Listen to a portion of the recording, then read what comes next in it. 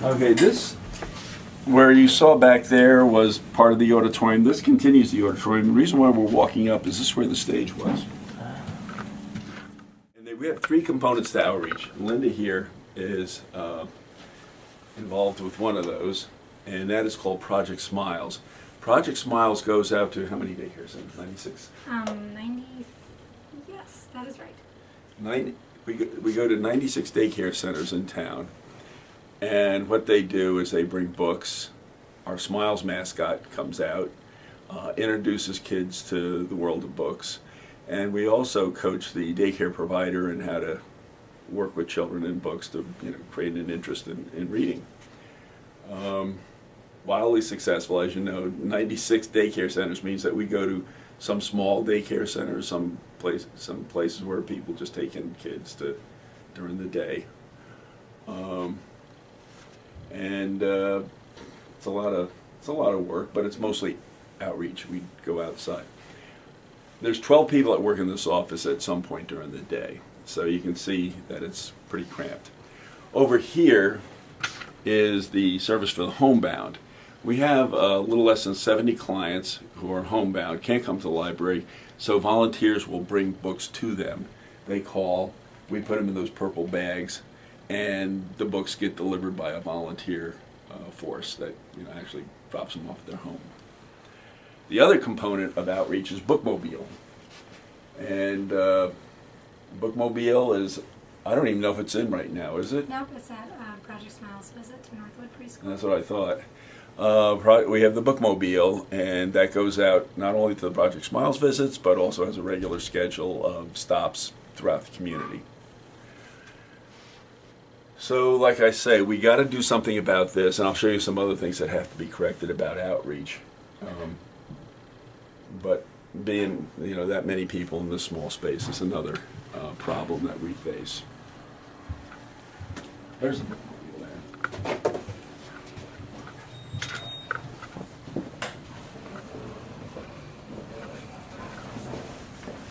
That's the only elevator in the library, by the way. It's too small to make ADA standards, which is another thing. The minute you go into a renovation project, you're required by law to fix all the ADA problems. Mm-hmm. And those ADA problems are many. Here's one of them right now. There's no way to get from the library to the garage or the loading dock without negotiating stairs. That means when the Bookmobile's here and it's parked there,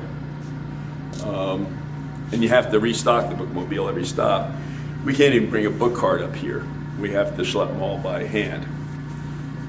So that has to be fixed, not to mention the fact that you have to have an alternative to stairs for handicap access. So we got to fix that.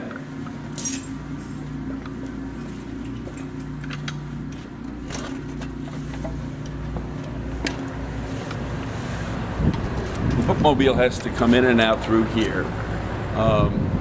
When the Bookmobile swings out, it will drive across a little bit of the church property there. In fact, we have an easement, and that's why that construction fence is pushed back, because the Bookmobile, when it swings out, actually goes out, practically kisses that fence there. When it comes back, it has to back in, and it misses that church by about 11 inches. You're not really supposed to back up a vehicle that size. It's a dangerous maneuver. The fire department, Cyride, all have drive-through type garages. And we plan to build over the alley for a drive-through garage so they don't have to back in. This is the Farwell T. Brown Auditorium. And once again, you can see a lot of books that are going to be available this weekend. Hi, Marcia. It's a very high ceiling, and what it's going to do, it's going to afford us to give us an infill opportunity so we could create a larger second floor, and I'll show you more about that when we go back upstairs. Anyhow, this is a capacity of 142, but I'll tell you, after you get to 100 people, it's pretty cozy. So an auditorium of about 250 is what we need. One that can be partitioned when we don't have venues that are that crowded. But we do have several times a year we go higher than 100, reaching over the 200 level. So it's pretty much needed.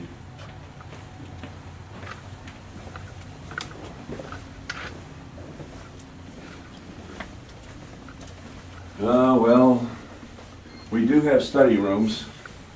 None of the doorways are ADA compliant.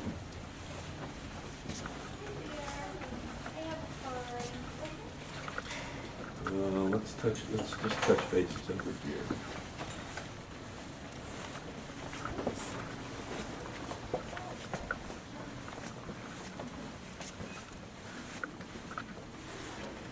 Back in the older section of the library, this is called the Computer Commons, and this is where we have the public workstations for computers.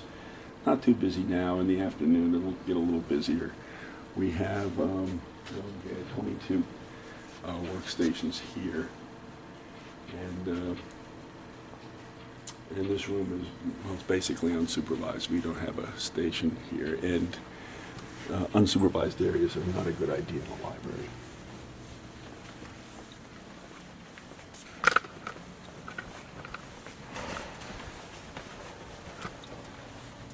These are our self-check units. About 60% of the books that are borrowed from a self-check unit. And Did you want your favorite receipt? Oh, thank you. You're welcome. Is there anything else I can help you with? then, of course, we still maintain people that Now get that I can check them out again. Okay, have a nice day. Thanks. You too. Hi. Bye.